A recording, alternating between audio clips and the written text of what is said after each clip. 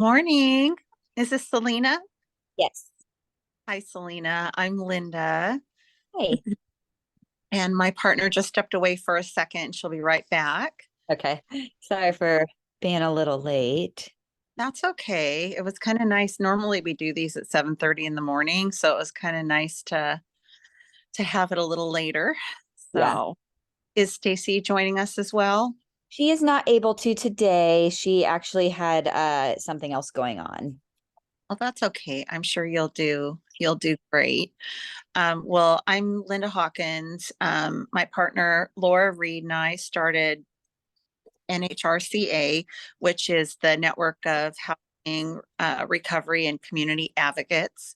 And so we interview nonprofits and kind of raise awareness of what the current grants and funding is each month and highlight one or two nonprofits so that people know what you guys do, know how to get in touch with you. If they want to volunteer, or if they want to contribute financially, and then any current events that are going on. So we're excited to hear about Oxford and also the Day of Recovery. So, can you tell us a little bit about yourself and also about the nonprofit Oxford House?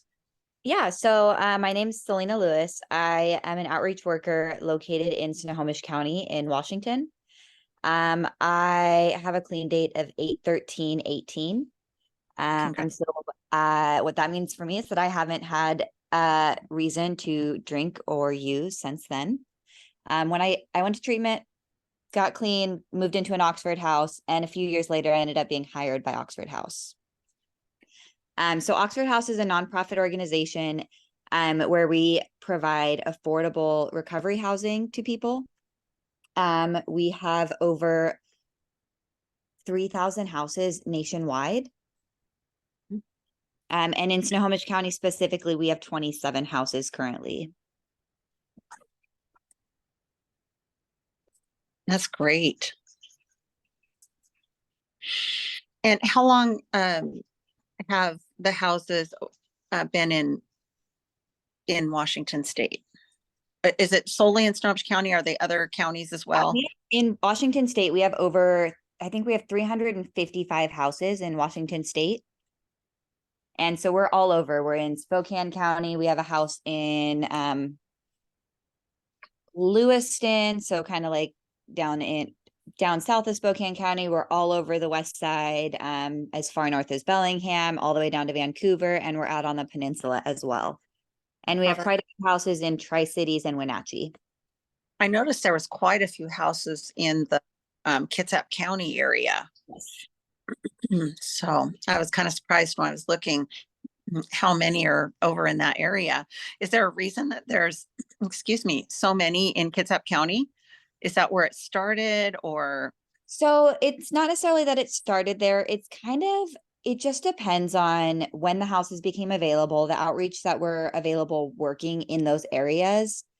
So before me, Ricky Mogul was all of like Pierce County all the way up to Bellingham. So he did all of that. And before that, there was someone over on the peninsula area in Kitsap who specifically worked over there. Okay. I think that's part of how we have so many houses over there. We have a need. We work with a lot of nonprofits over there, and we're just well known. Okay. Well, that's great. I was really happy to see that. So, so what is your position? Because the houses are like self-managed, is that correct? Yeah, so the all the houses are democratically ran, which means that the residents get to vote on and decide everything that happens within the house. They follow a few basic charter requirements, which are expelling anyone who returns to drinking or using, that they are financially self-supporting, and that they're democratically ran. As long as they're following those three things, they use that democratic process. For me, I help houses who are sick, and I help open new houses. So that's Okay. the bulk of my job, as well as working with other nonprofits and other agencies in the area. Okay. Great. And so are you all of Washington State then? So there are 15, it's 15 staff in Washington State. 12 of us are outreach, and then we have 2 outreach coordinators and our regional manager. Okay. And so what does Stacy do then? Is she one of the regional managers? She is a outreach coordinator, and she works over in Spokane County, and so she's the outreach coordinator on the east side of Washington for the most part. But Oh, she's also a big advocate for Mobilize Recovery. oh, wow. Yeah, Okay. she's team leader for that. So can I ask what kind of vacancy rate do you have? Because it's really hard to get in anywhere right now. And I imagine if people are happy, they're going to stay where they are until they move on. Um, so I can speak specifically on Snohomish County. I have not opened a new house in a year, and so our vacancies have been very few. I would say, and you can always look on oxfordvacancies.com, and it tells you the current vacancies with all the houses. But at the most, right now, we have 5 vacancies in the county between men or women houses. Okay. Yeah, I had reached out. I'm in Marysville, and I had reached out to a couple of Marysville Oxford houses. I'm trying to think of, it might have been at the end of last year. And, everybody's just really nice. I talked to a gentleman, I can't remember his name. But so the process of getting into an Oxford house, it sounds like they have a meeting with that person in there if they pass the application process. Yeah, so they fill out an application, they send it into the house, or they fill out the application when they show up for the interview. They're Okay. interviewed. We have a list of questions that we ask people to make sure that, they'd be a good fit for the house and that they would work within our program, and kind of just to give them an idea of how we're ran, since we are so different than a lot of other clean and sober housing. And then you would, at that point, the house votes. And if you receive 80% of the vote, you are accepted into the house. And if you do not receive 80%, then you are not accepted into the house. Okay. And is there like a rough number percentage wise of people that don't get in? I mean, it sounded like the expectations were very reasonable. Um, I don't know if we have an exact number, but I would say most people who interview are accepted into a house at some point. For me personally, when I was interviewing for houses, I think I interviewed at 5 different houses before I was accepted into a house. Hmm. So So you sometimes it takes that persistence to get into a spot. keep going back. Yeah. Yeah. And so you guys have men's housing separate from women's housing. And is there any family housing? So we do have women with children's housing and men with children's housing, but we don't have any like mixture of the two. Okay, Just well, that's great. yeah, I think in the past they've tried it and they realized that it didn't work. Yeah, it's a different dynamic for sure. Yeah. And I mean, my husband and I are both clean. And so it's kind of that aspect of getting clean on yourself and finding your own program is Hmm. better than working a program with someone. Right. And there's many programs out there. Um, is there do a majority of the people work AA and NA, or do they do Celebrate Recovery and other types of recovery? Do you just have to be working a program, or are you more program specific? So we're not program specific. One of our traditions is that while we're not affiliated with AA, NA, and other 12 steps, we do realize that it has a role to play within our recovery. So it is a house decision, but a lot of houses have a requirement for members to attend self-help 12-step meetings, whatever that looks like for someone. So whether that be a 12-step meeting, like Celebrate Recovery, AA, NA, or going to church or outpatient, things like that. Okay. We do realize that there is a role for that, and we do encourage our membership to attend. Okay.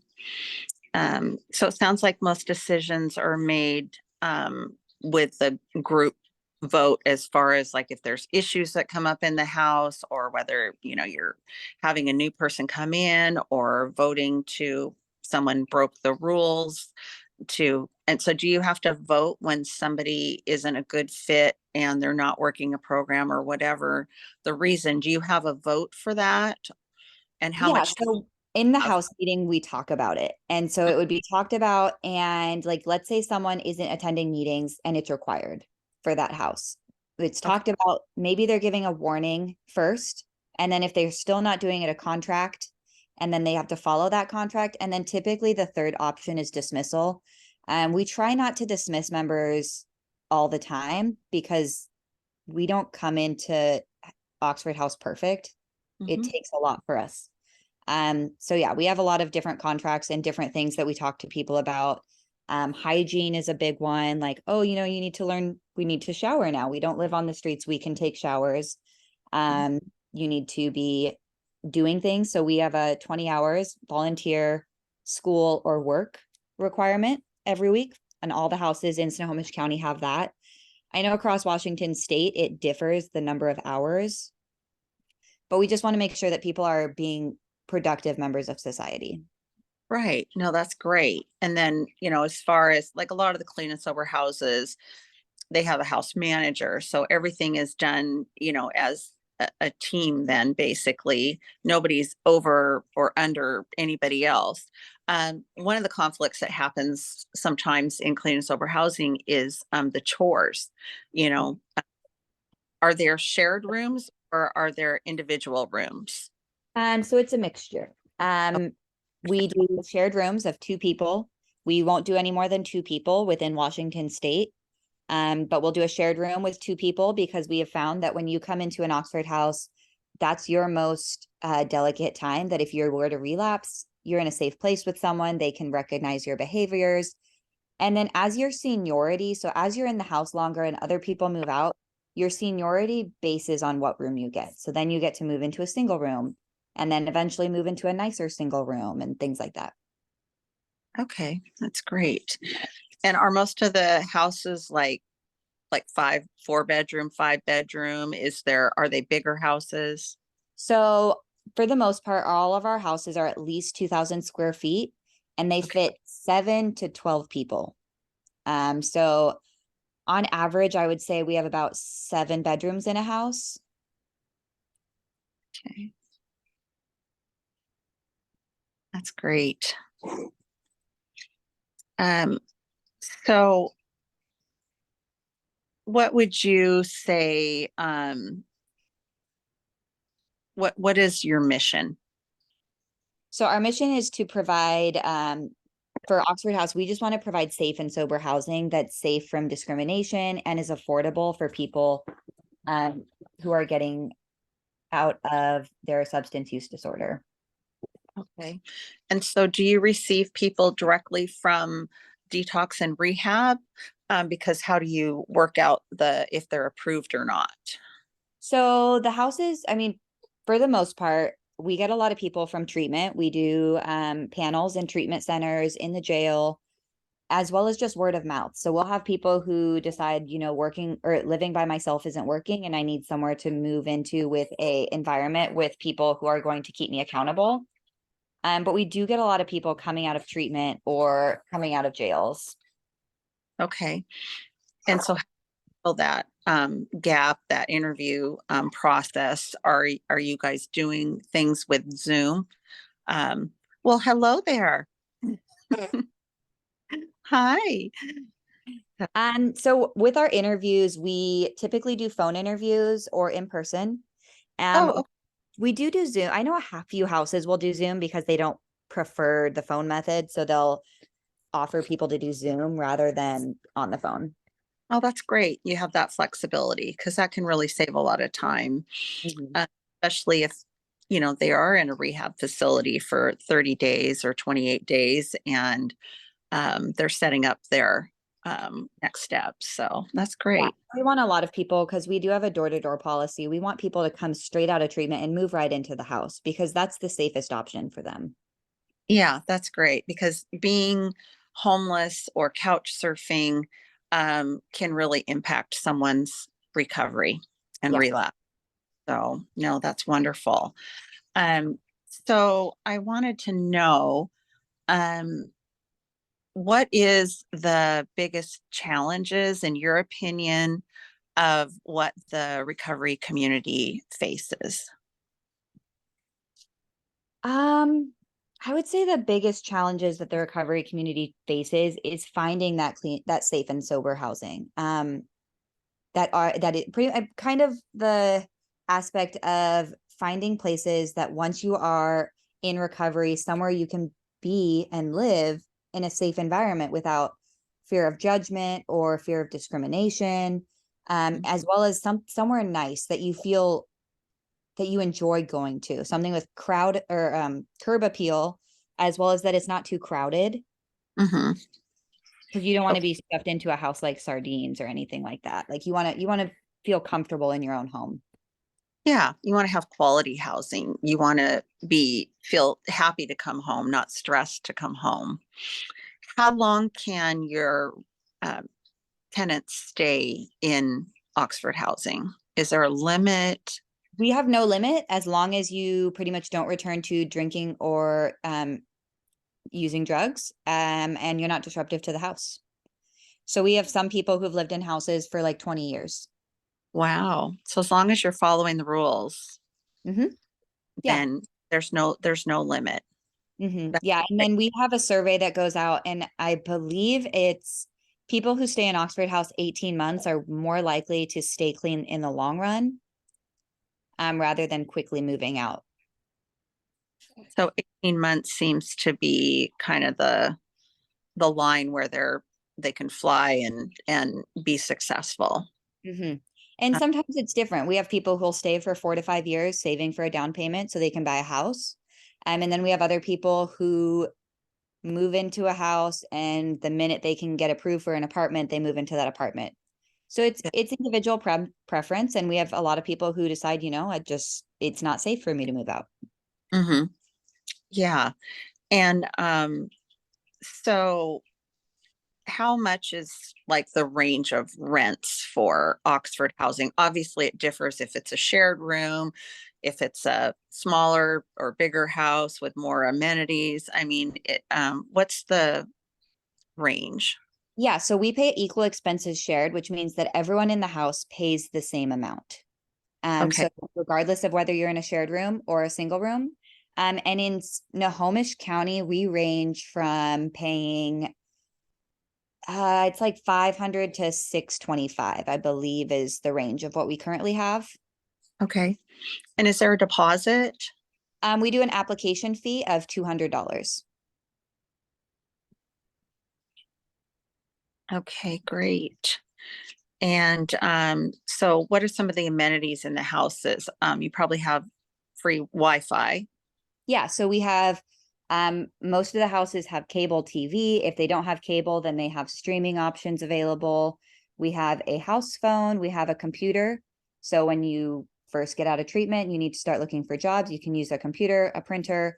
Um, your EES includes coffee, sugar. For the women's houses, a lot of them include tampons.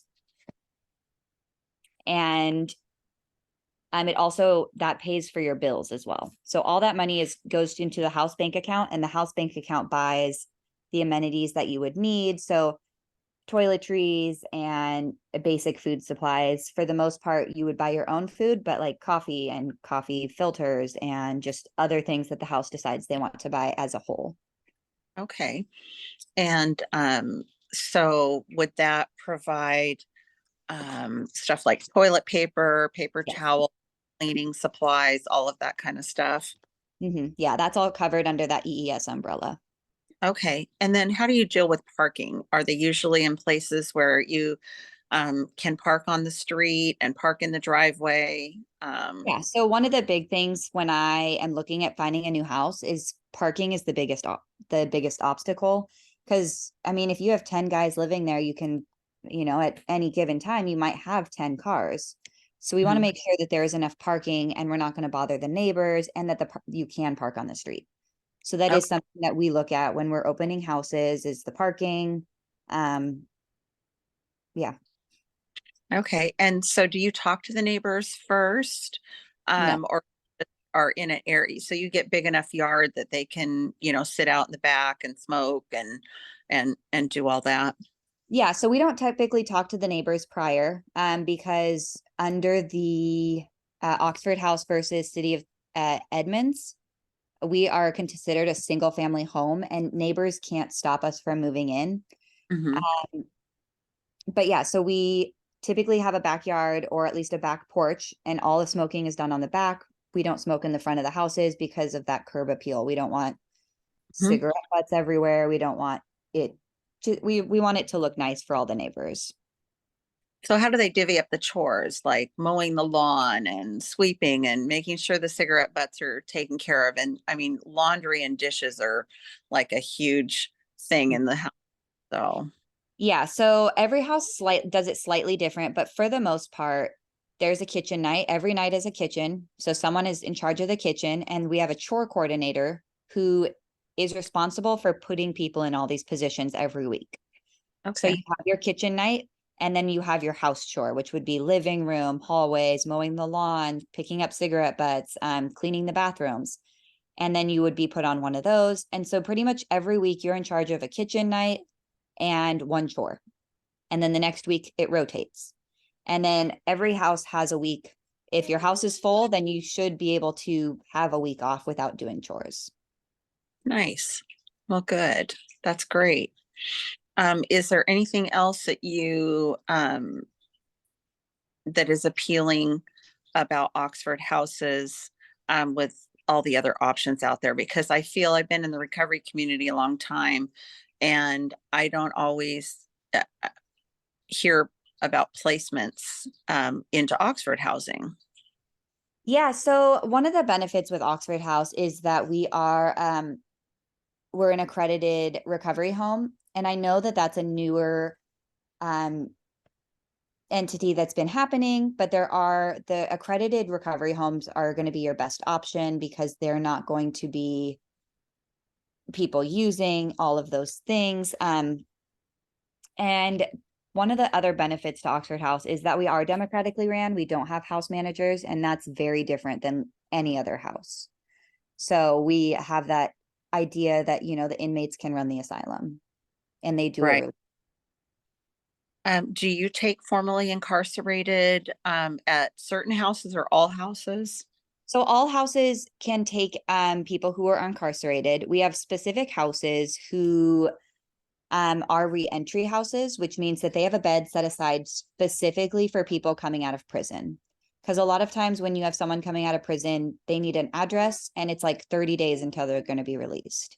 So that Right. big bed is meant for someone coming out of prison to move into. And then they can start interviewing at houses and find a permanent location if that house Mhm. doesn't have an opening.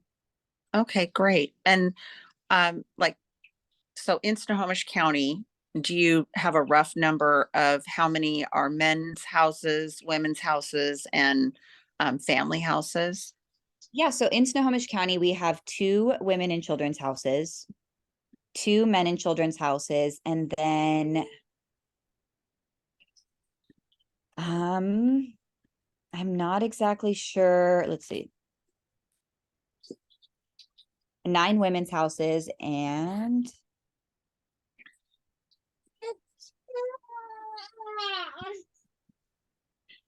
She's trying to tell you, but you just can't understand what she's saying.